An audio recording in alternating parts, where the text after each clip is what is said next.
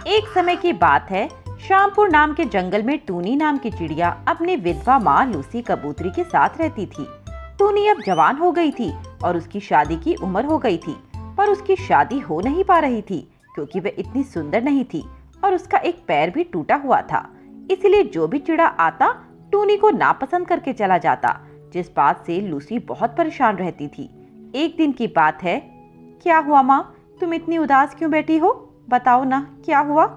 अब तुझे क्या बताऊं मेरी बेटी, मैं आज बाजार में जब सब्जी लेने गई तब कुछ पक्षी मुझ पर तंज कसने लगे। कहने लगी कि मैं अपनी बेटी की शादी नहीं कर पा रही हूँ, धिक्कार है मेरी जिंदगी पर। माँ, तुम उनके बारे में एक कान से सुना करो और दूसरे कान से निकाल दिया करो। इतनी परेशान मत हुआ करो माँ। कैसे निकालूं बेटा, हम इसी समाज में रहते हैं तो उनकी बातें तो सुननी ही पड़ेंगी। तो फिर होते रहो परेशान, पता नहीं कब वो दिन आएगा जब मेरी शादी होगी और मुझे इन सब चीजों से छुटकारा मिलेगा। तभी लूसी की दोस्त गौरी का फोन आता है। लूसी फोन पिक करती है। हेलो, अरे लूसी, मैं तेरे जंगल आ गई हूँ। तू मुझे बता कि तेरा घर कहाँ है, मैं ढूंढ ढूंढ कर परेशान हो गई हूँ। गौरी देख, तू ज्यादा परेशान मत हो और ये बता तू कहाँ है। मैं तो जंगल के अंदर आ गई हूँ और एक आम के पेड़ के नीचे बैठी हूँ। ठीक है, तू वहीं रुक, मैं तुझे वहीं लेने आती हूँ। ठीक है, मैं यहीं बैठी तेरा इंतजार कर रही हूँ। लूसी फोन काटती है और टूनी से कहती है, टूनी बेटी, मेरी बचपन की सहेली आ रही है गौरी, मैं उसे लेने जा रही हूँ। तू बस चाय नाश्ते का इंतजाम कर। ठीक है माँ, मैं तैयार कर लूंगी, आप जाओ। लूसी गौरी को लेने जाती है और उसे लेकर घर आ जाती है। गौरी के साथ उसका बेटा कालू भी था जो बहुत ही सुंदर था। बस यही है मेरा गरीब खाना गौरी, बड़ी ही मेहनत से बनाया है। और ये है मेरी बेटी टूनी। अरे तुम कैसी बातें कर रही हो, मैं जानती हूँ तुमने कितनी मेहनत करके ये घर बनाया होगा। भाई साहब के जाने के बाद तुम अकेली ही थी जिसने सब कुछ संभाला। आंटी ये लीजिए, पानी पी लीजिए, वैसे आप थक गई होंगी। गौरी की नजर टूनी के पैर पर जाती है क्योंकि वह लड़खड़ा कर चल रही थी। अरे लूसी, इसके पैर को क्या हुआ? अब क्या बताऊं गौरी, बचपन में खेलते समय एक गाड़ी के सामने आ गई थी और गाड़ी भी तेज रफ्तार में थी, इसीलिए गाड़ी इसके पैर पर चढ़ गई और इसका पैर खराब हो गया और डॉक्टर को इसका पैर काटना पड़ा। आज इसी पैर की वजह से इसका घर नहीं बस पा रहा है। कई चिड़े आते हैं और इसको देखकर मना करके चले जाते हैं। मैं तो बहुत टेंशन में रहती हूँ इसीलिए। माँ, तुम फिर शुरू हो गई। मेरी शादी के बारे में ज्यादा मत सोचा करो, जिस दिन होनी होगी हो जाएगी। कैसे ना करूँ चिंता मेरी बेटी, एक माँ होती तो तुझे पता चलता कि जब एक जवान बेटी घर में होती है तो समाज क्या क्या ताने देता है। गौरी उनकी बातें सुन रही थी। उसे लूसी की हालत पर तरस आ जाता है और वह तुरंत लूसी से कहती है, देख गौरी, यह समस्या का समाधान मैं कर सकती हूँ। यह देख मेरा बेटा कालू, मैं इसके लिए एक चिड़िया देखने आज ही आई थी, पर वह चिड़िया मुझे पसंद नहीं आई। मुझे टूनी काफ़ी अच्छी लगी, इसलिए अगर तुझे कोई एतराज़ ना हो तो हम दोनों इस दोस्ती को रिश्तेदारी में बदल सकते हैं, क्योंकि टूनी वही चिड़िया है जिसे मैं कब से ढूंढ रही थी। यह सुनकर लूसी तो बहुत खुश हो जाती है। क्या सच में गौरी, कहीं तू मजाक तो नहीं कर रही? अरे नहीं, मैं भला इतने संजीदा मुद्दे पे मजाक क्यों करूंगी, मैं सच कह रही हूँ। टूनी मुझे सच में बहुत पसंद आई है और इसीलिए मैं उसे अपने घर की बहू बनाना चाहती हूँ। अब बस तू बता, यह रिश्ता तुझे मंजूर है या नहीं? अरे गौरी, ये भी भला कोई पूछने की बात है? तुझसे अच्छी समधन तो मुझे दिया जलाकर ढूंढने पर भी नहीं मिलेगी। अच्छा, तो अब जब रिश्ता पक्का हो गया है तो एक हफ्ते बाद हम बारात लेकर आएंगे और अपनी बहू को अपने साथ ले जाएंगे। ठीक है, तो हफ्ते बाद मिलते हैं मेरी होने वाली समधन जी। गौरी अब अपने घर चली जाती है और लूसी बहुत खुश होती है। अरे बेटी, अब तो खुश हो जा, तेरा रिश्ता तय हो गया है, जल्दी ही तेरी शादी हो जाएगी। मैं तो चिंता मुक्त हो जाऊंगी। माँ, तुम खुश हो तो मैं भी खुश हूँ। ऐसे ही शादी की तैयारियों में एक हफ्ता गुजर जाता है और वो दिन आ जाता है जिस दिन टूनी की शादी होने वाली थी। घर में रिश्तेदार भी आए हुए थे। तभी टूनी लूसी से पार्लर जाने के लिए कहती है। माँ, मैं पार्लर में तैयार होने जा रही हूँ। ठीक है मेरी बेटी, पर तू किसी को अपने साथ ले जा। किसे अपने साथ लेकर जाऊँ माँ, यहाँ सही तो अपने कामों में लगे हुए हैं। हाँ, ये तो तू ठीक कह रही है। चल फिर तू अकेली ही चली जा। टूनी अकेले ही पार्लर चली जाती है और रास्ते में उसे जाते हुए एक पक्षी लहूलुहान हालत में दिखाई देता है, जिसके शरीर से बहुत खून बह रहा था और वह मदद के लिए चिल्ला रहा था। मदद करो, कोई तो मेरी मदद करो, मेरा बहुत खून बह रहा है, मैं मर जाऊंगी, मेरी मदद करो। टूनी उसकी पुकार सुनकर उसके पास जाती है और उसकी मदद करती है। वह उसके पेट पर अपनी चुन्नी लपेट देती है और उसका खून रुक जाता है। आपका तो बहुत खून बह चुका है, चलिए आप मेरे साथ डॉक्टर जी के पास चलिए, वो आपकी मरहम पट्टी कर देंगे और आपको दवाई भी दे देंगे। नहीं बेटी, मैं कहीं नहीं जा सकती, मुझ में जरा भी हिम्मत नहीं है, मुझसे उठा भी नहीं जाएगा। ऐसा कर, तू डॉक्टर तो यही ले आ। ठीक है, मैं अभी लेकर आती हूँ। टूनी वहां सोनू के पास जाती है और उसे लेकर जंगल में आती है। डॉक्टर साहब, आप इन्हें देखिए, इनके शरीर से बहुत खून बह चुका है। डॉक्टर उस तोती को देखते हैं और इसकी अच्छे से मरहम पट्टी कर देते हैं। मैंने इनकी मरहम पट्टी तो कर दी है, अब ये जल्दी ही ठीक हो जाएंगी, तुम चिंता मत करो, बस इनका ख्याल रखना और इन्हें आराम करने देना। ठीक है डॉक्टर साहब, आपका बहुत बहुत शुक्रिया। टूनी को पास ही एक पेड़ पर खाली घोंसला दिखाई देता है, जिस पर उस तोती को वह ले जाती है और बिठा देती है। आप इस घोंसले में बैठ जाइए और थोड़ा आराम कर लीजिए, तब तक मैं आपके लिए कुछ खाने के लिए लेकर आती हूँ। बेटी, तेरा लाख लाख शुक्रिया, तूने मेरी मदद की, नहीं तो मैं तड़प तड़प कर मर जाती। वैसे आपको हुआ क्या था? बेटी, मैं अपनी बहन के घर जा रही थी कि तभी रास्ते में बैठे कुछ आवारा चोर पक्षियों ने मुझ पर हमला कर दिया और मेरा सारा कीमती सामान मुझसे छीन लिया। और जब मैंने उनके साथ हाथापाई की तो उन्होंने मेरे पेट में चाकू घुसा दिया और फिर वहां से भाग गए। अच्छा, तो सामान के लिए उन्होंने आपके साथ ये किया। पता नहीं क्या होता जा रहा है हमारे जंगल के पक्षियों को, मेहनत करके तो कोई खाना ही नहीं चाहता, सब चोरी चकारी और गलत तरीकों से पैसे कमा रहे हैं। हाँ बेटी, चल तू अब अपने घर चली जा, तेरे माँ बाप तेरी राह देख रहे होंगे। मैं थोड़ी ठीक हो जाऊंगी तो यहाँ से चली जाऊंगी। वह तोती टूनी को वहां से जाने को कहती है, पर टूनी का मन उसे छोड़कर जाने को नहीं होता, क्योंकि उस तोती की हालत बहुत नाजुक थी। उसकी यही हालत देखकर टूनी यह फैसला लेती है कि जब तक उसकी तबीयत ठीक नहीं हो जाएगी वह वहां से कहीं नहीं जाएगी। आज तो मेरी शादी का दिन है, अगर मैं यहाँ से चली गई तो इनका क्या होगा? डॉक्टर ने मुझे इनका ख्याल रखने को कहा है, अगर मैं यहाँ से चली गई तो कहीं इन्हें कुछ हो ना जाए। नहीं नहीं, मैं यहाँ से कहीं नहीं जाऊँगी, मेरी शादी तो फिर हो जाएगी, पर अगर इन्हें कुछ हो गया तो मैं खुद को कभी माफ़ नहीं कर पाऊंगी। और वहीं दूसरी तरफ टूनी के घर पर बारात आ जाती है और सभी रिश्तेदार टूनी का इंतजार कर रहे होते हैं। अरे लूसी, तुम्हारी टूनी बेटी कहाँ रह गई? कब की गई हुई है, अब तक वापस क्यों नहीं आई? हाँ लूसी, ऐसे कौन से पार्लर में गई है जहाँ इतना समय लगता है? ये तो खुद समझ नहीं आ रहा कि पता नहीं ये टूनी कहाँ रह गई, वो कभी ऐसा करती तो नहीं।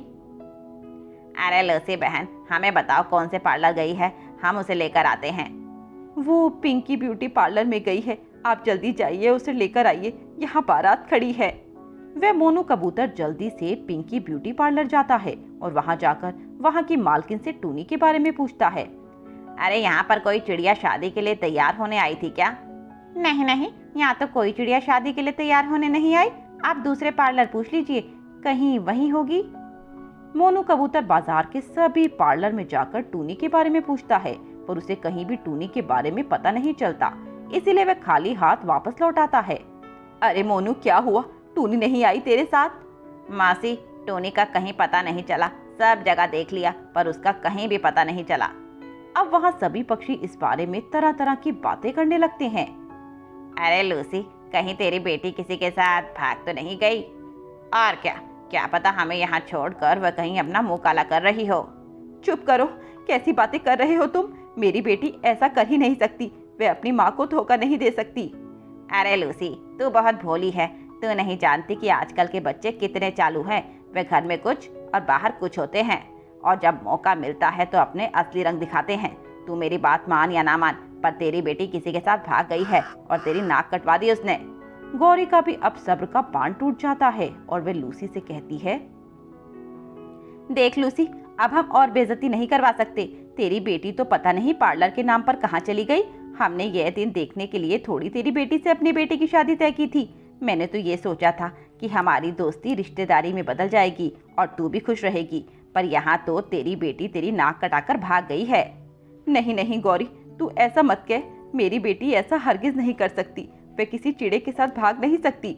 मैंने उसको ऐसे संस्कार नहीं दिए।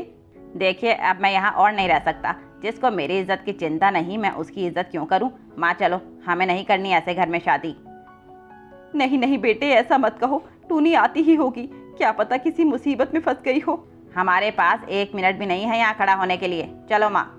कालू बारात के साथ लौट जाता है और सभी रिश्तेदार भी अपने अपने घर लौट जाते हैं और टूनी की होने वाली शादी बीच मंडप में टूट जाती है। लूसी अब बहुत उदास खड़ी थी। ये टूनी पता नहीं कहाँ चली गई।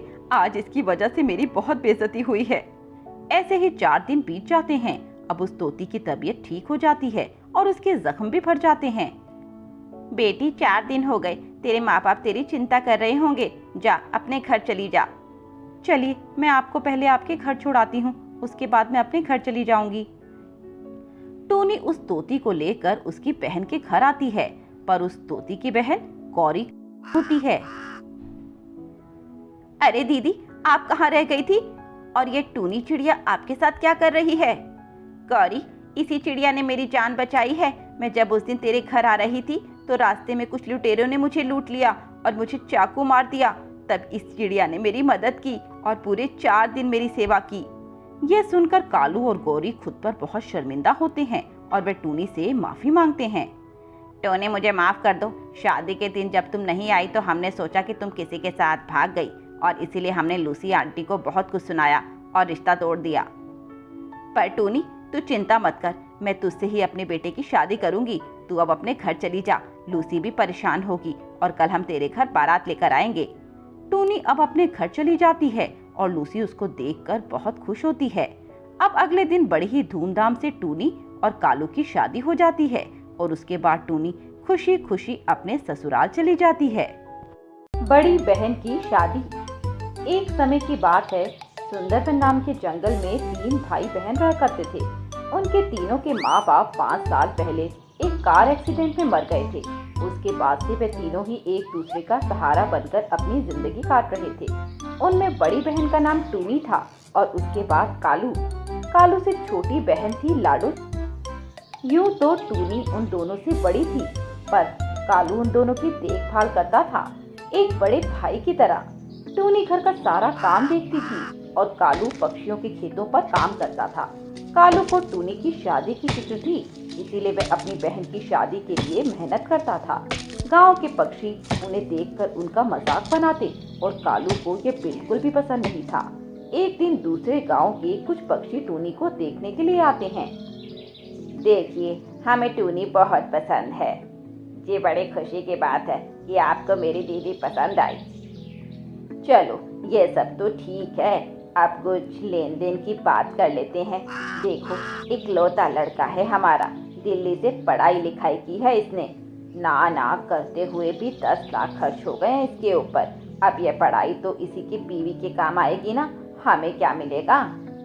तो आप क्या चाहते हैं?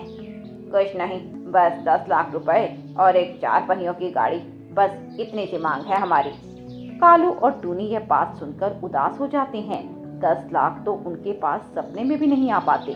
वे लोग 10 लाख रुपए मांग रहे हैं, पर कालू अपनी बहन से बहुत प्यार करता है, इसीलिए वह उनसे कहता है, ठीक है जी, मैं इन सब का इंतजाम कर लूँगा, आप शादी की तारीख निकलवाइए।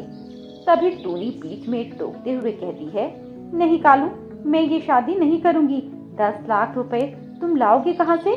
नहीं, मैं तुम्हें ये गलत कदम उठाने नहीं दूंगी। और आप अभी भी यहाँ बैठे हुए हैं? चलिए भागिए यहाँ से, मुझे नहीं बनना आपके घर की बहू। टूनी उनकी बेइज्जती करके उन्हें घर से निकाल देती है। दे, ये क्या किया आपने? कालू, देखा नहीं वो कैसे मुंह फैला रहे थे? अरे 10 लाख कुछ होते हैं कि नहीं? दे, आपको ये सब सोचने की क्या जरूरत थी, मैं देख लेता ना। तू तो देख लेता, पर मैं ये कैसे देख लेती? मैं 5 साल से देख रही हूँ कि तू हमारे लिए कितनी मेहनत करता है। माँ बाप के गुजरने के बाद तू ही हमारी माँ बाप की तरह ख्याल रख रहा है। अरे मेरे बाद तुम दोनों भी तो हो। अगर तू ये सब मेरे लिए कर देगा तो लाडो के लिए क्या होगा? अरे दीदी, वो मेरी चिंता है, आप क्यों परेशान होती हो? ऐसा कहकर कालू वहाँ से चला जाता है। ऐसे ही एक सप्ताह गुजर जाता है। एक हफ्ते बाद फिर एक लड़के वाले टूनी के घर आते हैं। काका जी, आप सभी एक बार मेरी दीदी को देख लीजिए। टूनी उन सभी के सामने आती है। कालू बेटा, हमें तुम्हारी बहन पसंद है। हम हमारे बेटे का रिश्ता तुम्हारी बेटी से ही करेंगे, पर कुछ देना होगा साथ में। जी ठीक है काका जी, बताइए आपको क्या क्या चाहिए? ज़्यादा कुछ नहीं, बस 4 लाख रुपए और एक गाड़ी। तुम तो जानते हो इस समय गरीब से गरीब भी अपनी बेटियों को कुछ ना कुछ देता है। वैसे भी हम ये हमारे लिए थोड़ी मांग रहे हैं, गाड़ी में तो तुम्हारी बहन ही घूमेगी। जी ठीक है काका, मुझे कोई एतराज़ नहीं। मैं शादी के समय आपको 4 लाख रुपए और गाड़ी दे दूंगा। ठीक है, तो हमारी तरफ से रिश्ता पक्का। अच्छी सी तारीख निकाल कर इन दोनों की शादी कर देंगे। ठीक है, अब हम चलते हैं। लड़के वाले अपने घर चले जाते हैं। टूनी यह देखकर फिर से एक बार गुस्सा हो जाती है। कालू, ये तूने क्या किया? तू कहाँ से इतने पैसे लाएगा? चिंता मत करो, मैं हूं ना, मैं सब इंतजाम कर लूंगा। और क्या, हमारे होते हुए आपको चिंता करने की कोई जरूरत नहीं है। अच्छा, तो अब तू भी बोलेगी? वैसे तो कहाँ से लाएगी पैसे? ये देखो मेरी गुल्लक, इसमें बहुत सारे पैसे हैं। मैं बचपन से ये गुल्लक भरती आ रही हूँ आपकी शादी के लिए। अच्छा जी, तू इतनी बड़ी कब हो गई? अब तीनों भाई बहन एक दूसरे के गले लग जाते हैं। दीदी, आप बिल्कुल भी तनाव मत लो। आपकी शादी में मैं कोई कमी नहीं रहने दूंगा। आपका ये छोटा भाई आपकी सबसे अच्छी शादी करवाएगा। ऐसी शादी जैसी अभी तक जंगल में किसी की नहीं हुई होगी। अगले दिन कालू अपने जमींदार सोनू कबूतर के पास पैसे मांगने जाता है। साहब, मुझे कुछ पैसे दे दीजिए, मैं धीरे धीरे काम करके आपको एक एक पाई पाई चुका दूंगा। ठीक है कालू, मैं तुम्हें पैसे तो दे दूंगा, पर तू मुझे ये तो बता, तुझे पैसे चाहिए किस लिए? मुझे अपनी दीदी की शादी करवानी है साहब। लड़के वालों ने 4 लाख रुपए और एक गाड़ी मांगी है। आप तो जानते हैं मेरे पास कुछ नहीं है।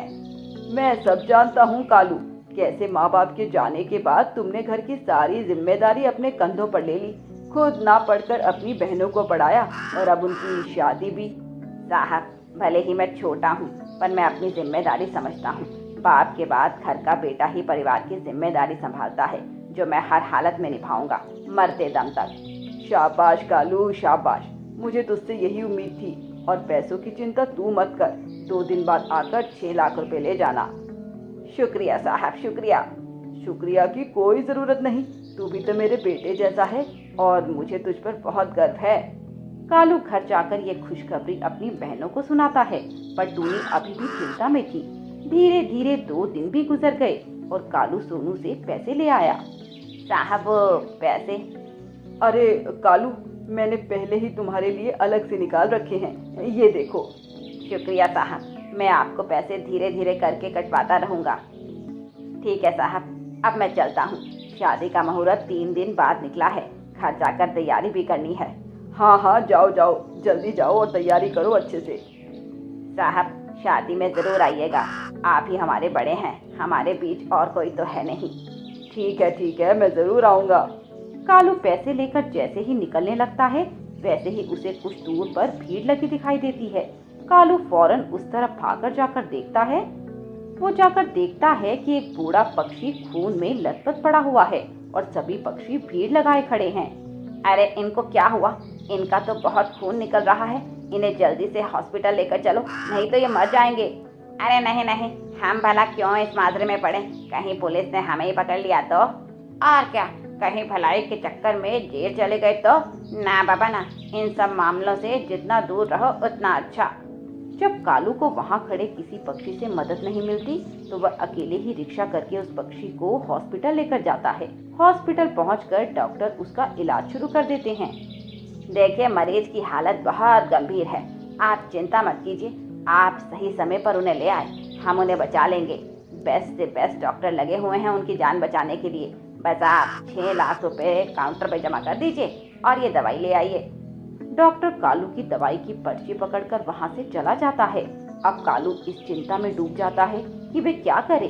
ऐसा नहीं है कि उसके पास पैसे नहीं हैं, उसके पास पैसे हैं, पर वो पैसे उसकी दीदी की शादी के लिए हैं। इसी कश्मकश में डूबकर कालू की अंतरात्मा उसे उस बूढ़े आदमी की मदद करने के लिए कहती है और अपनी अंतरात्मा की बात सुनकर वे सारे पैसे उस बूढ़े के इलाज में लगा देता है। डॉक्टर साहब, मैंने सारे पैसे जमा कर दिए हैं, बस आप उनका अच्छे से इलाज करवाइए और उन्हें बचा लीजिए। डॉक्टर अपना इलाज जारी रखते हैं। उधर कालू कुछ समय के लिए घर चला जाता है और अपनी बहनों को पूरी बात बताता है। तूने सही किया कालू, मुझे तुझ पर नाज है। मेरी शादी से जरूरी किसी की जान बचाना है। पर भैया, दीदी की शादी? डर मत छोटी, वो भी हो जाएगा। अगले दिन कालू उस काका को देखने अस्पताल जाता है। अब वह पक्षी खतरे से बाहर था। आप कैसे हैं काका? ठीक हूँ बेटे, डॉक्टर ने बताया कि तुमने मेरी जान बचाई। बेटा, ये नई जिंदगी तुम्हारी ही एहसान है। ऐसा मत कहिए काका जी, यह सब तो भगवान की कृपा है। लीजिए, आप कुछ खा लीजिए, आप कल से भूखे हैं। कालू उन्हें चाय और बिस्किट खिलाता है और उसके बाद घर आकर शादी की तैयारी शुरू कर देता है। तभी वहाँ टूनी के होने वाले ससुर जी आ जाते हैं। अच्छा हुआ तो मुझे यहीं मिल गया, मुझे तुझसे कुछ ज़रूरी बात करनी थी। हाँ बोलिए काका जी, क्या हुआ? मैं दरअसल तुमसे पैसे मांगने आया था। वो बात दरअसल ये है कि मेरा बेटा अमेरिका जाना चाह रहा है। अमेरिका जाकर वो अच्छी जॉब करेगा और ये तुम्हारी बहन के लिए भी अच्छा ही होगा। इसीलिए अगर तुम मुझे पैसे अभी दे दो तो बहुत अच्छा होगा। पर अभी अचानक से मैं कहाँ से लाऊं पैसे? अचानक मतलब? अरे कालू, अब 2 दिन तो रह गए हैं शादी में। जी मुझे पता है और मैं पैसों का इंतज़ाम कर ही रहा हूँ। वो बात दरअसल ये हुई। कालू उसे पूरी बात बता देता है, जिसके बाद वे शादी के लिए मना कर देते हैं। अरे हमें नहीं करनी तुम्हारी बहन से शादी, तुम तो पागल हो पागल। भला अपनी भलाई छोड़कर कौन किसी की मदद करता है? हम यह रिश्ता तोड़ रहे हैं, कहीं और करा लेना अपनी बहन की शादी।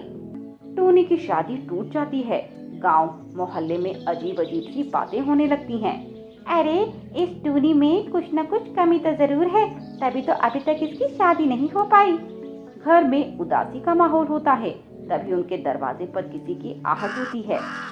टूनी दरवाजा खोलती है तो बाहर वही पक्षी था जिसकी कालू ने जान बचाई थी। वह अपने परिवार के साथ आया था। बेटा, ये कालू का ही घर है? जी, आप कौन? बेटी, मुझे कालू से मिलना है। वे घर के अंदर हैं, आप आइए। बेटा कालू, ये लो तुम्हारे पैसे जो तुमने मेरे इलाज के समय दिए थे। इसकी क्या जरूरत थी काका जी? बेटा, ये तुम्हारी मेहनत की कमाई है, इसे भला मैं कैसे रख सकता हूँ? पर मुझे बहुत खुशी हुई तुमसे मिलकर, क्योंकि आज भी तुम जैसे पक्षी हैं जो बिना जान पहचान के किसी के लिए अपनी जीवन भर की पूंजी न्यौछावर कर देते हैं। बेटा, अभी आते हुए मुझे पता लगा कि तुम्हारी बहन की शादी टूट गई। हाँ काका, वो दहेज ना मिलने से उन्होंने ये रिश्ता तोड़ दिया। मैं समझ गया ये क्यों हुआ, क्योंकि दहेज के सारे पैसे तुमने मेरे इलाज में लगा दिए, इसीलिए ना? नहीं नहीं काका, ऐसी बात नहीं है। मैं जानता हूँ बेटा, ऐसी ही बात है और इसीलिए मैं तुम्हारे लिए दिल से कुछ करना चाहता हूँ। मैं तुम्हारी बहन को अपनी बहू बनाना चाहता हूँ। ऐसा परिवार मुझे ढूंढने से भी नहीं मिलेगा। काका, क्या सच में आप मेरी बड़ी बहन को अपने घर की बहू बनाएंगे? हाँ बेटा, क्यों नहीं। कालू बहुत खुश हो जाता है, जैसे सारी दुनिया की खुशियाँ उसे मिल गई हों। इसीलिए जल्द से जल्द मुहूर्त निकलवाकर वह अपनी बड़ी बहन की शादी बहुत धूमधाम से करवाता है और पूरे गांव को दावत देता है। ऐसी शादी आज तक किसी की भी नहीं हुई थी जैसी कालू ने अपनी बहन की करवाई।